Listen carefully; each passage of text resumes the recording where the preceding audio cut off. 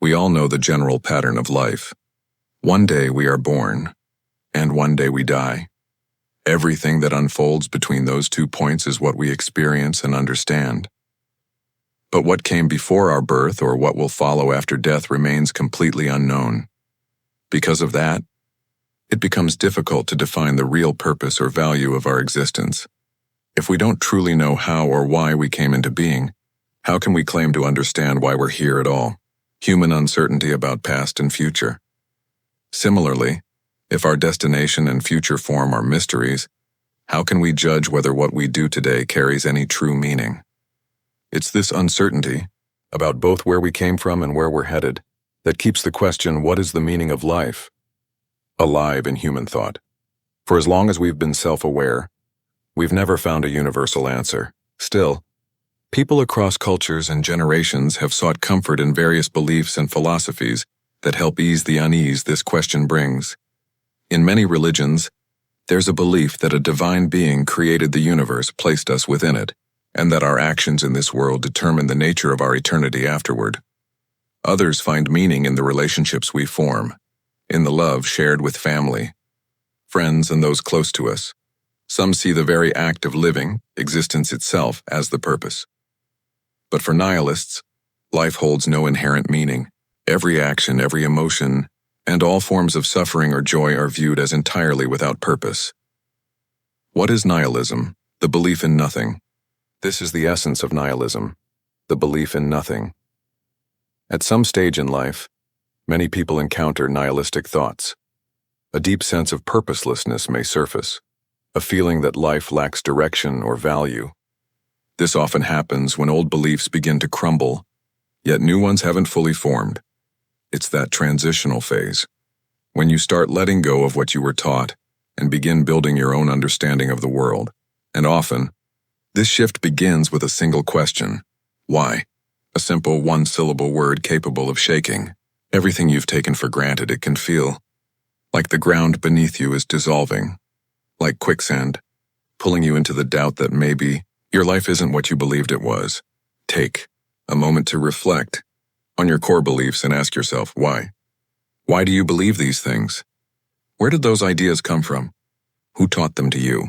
Continue this line of questioning, and eventually, you reach a point where there are no answers left, only nothingness. Despite all our religions, philosophies, and scientific discoveries, the question why remains unanswered. Understanding nihilism versus other philosophies, for the nihilist, that's where the realization settles. There is no why. There's no hidden answer. No ultimate meaning, only nothing. Philosopher Alan Watts once wrote, "Life is nothing more than a trip from the maternity ward to the crematorium." The word itself reflects this idea. Nihilism derives from the Latin nihil, meaning nothing, and ism, meaning belief or ideology. It's literally the ideology of nothing. But even that definition barely scratches the surface of what it truly means. Usually, people mistake nihilism for pessimism, but the two are quite distinct. Pessimists expect the worst possible outcome. They hold a bleak outlook on life, focusing mostly on negative aspects because they believe that ultimately, evil tends to prevail over good. This is where their mindset differs. Pessimists still acknowledge the existence of good. They just doubt that humans are capable of fully achieving it. Nihilists, however, take a very different stance. They reject belief itself. To a nihilist, concepts like good and evil are not universal truths but human inventions. The world simply is, without inherent purpose, morality, or meaning. Take the classic glass analogy. Optimists claim the glass is half full. Pessimists insist it's half empty. Nihilists? They'd say to throw the glass away altogether because whether it's full or empty doesn't matter. Full, empty, good. And it's all meaningless since in the end, we all face the same fate. Nihilism is often compared to other outlooks like cynicism and apathy. Yet these philosophies differ in important ways. Categorizing your own beliefs correctly among them can be more difficult than it seems. Cynicism, for instance, is built on the idea that people act only out of self-interest.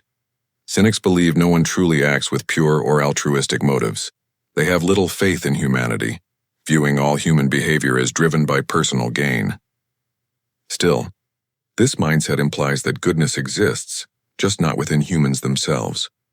For nihilists, though nothing inherently exists, not good, not evil, they don't label people as moral or immoral, because those concepts, in their view, are human fabrications, not universal truths. Neither of those things truly exist on their own. They're simply labels we've attached to certain ideas or behaviors. Apathetic individuals don't necessarily deny meaning in life. They just don't care about it.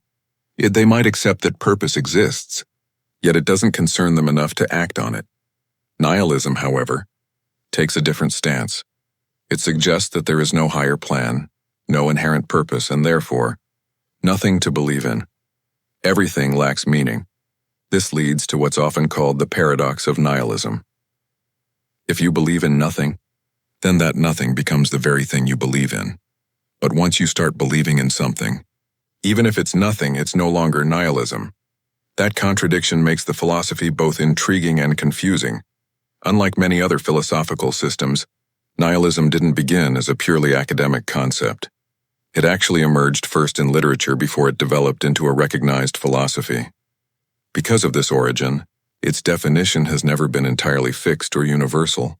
Different thinkers have described it in their own ways, and over time, these variations evolved into multiple branches of nihilism, types of nihilism: political, ethical, and existential political nihilism.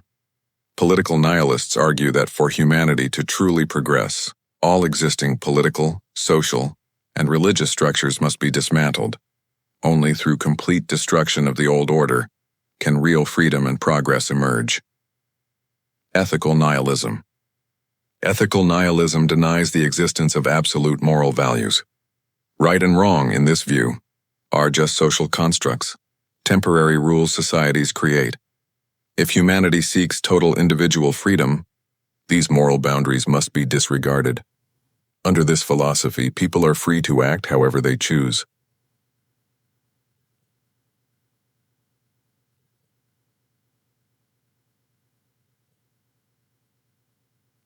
Existential nihilism. This branch centers on the belief that life itself holds no inherent value or meaning. It's the most common form of nihilism, and the one we've been exploring throughout this discussion. For nihilists, the existence of institutions such as governments, religious organizations, or even shared moral systems represents an intrusion on personal freedom.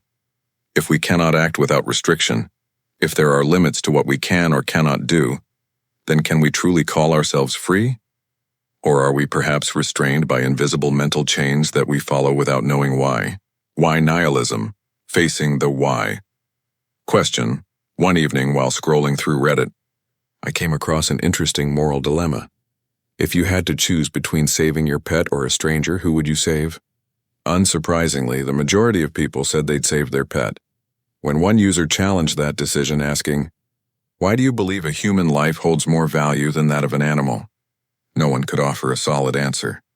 People tried to justify their stance, but the core why remained unanswered, and that, in essence, is exactly what nihilism points to. If we cannot explain why we follow certain moral or social rules, then why do we continue to obey them? Perhaps it's because the alternative, accepting that life has no inherent meaning, is emotionally unbearable. Imagine confronting that idea directly. If everything we do ultimately carries no purpose, then all our achievements, scientific discoveries, technological progress, the fight for human rights, the exploration of space, could be meaningless. All the progress humanity prides itself on might be nothing more than a fleeting moment, a brief spark in an indifferent universe. To realize that every experience, our struggles, our triumphs, our joys, and our grief could all end without significance is a deeply unsettling thought, and maybe that's why we cling to systems of belief and morality, to protect ourselves from that emptiness. In the end, nihilism reminds us that we are not required to make sense of the chaos around us. We can simply acknowledge it, and perhaps even learn to laugh at its absurdity.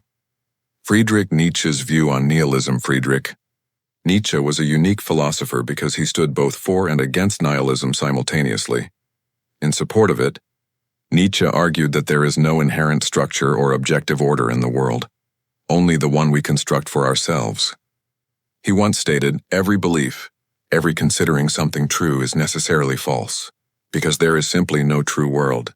To him, nihilism revealed that humanity's so-called beliefs and truths were nothing more than remnants of a flawed Western mythology. This idea is captured in his famous declaration, "God is dead." He wasn't literally referring to the death of a divine being, but rather to the collapse of religious authority and the growing independence of human thought. Nietzsche saw people beginning to create their own values and meanings, rejecting the traditional systems that once defined their existence.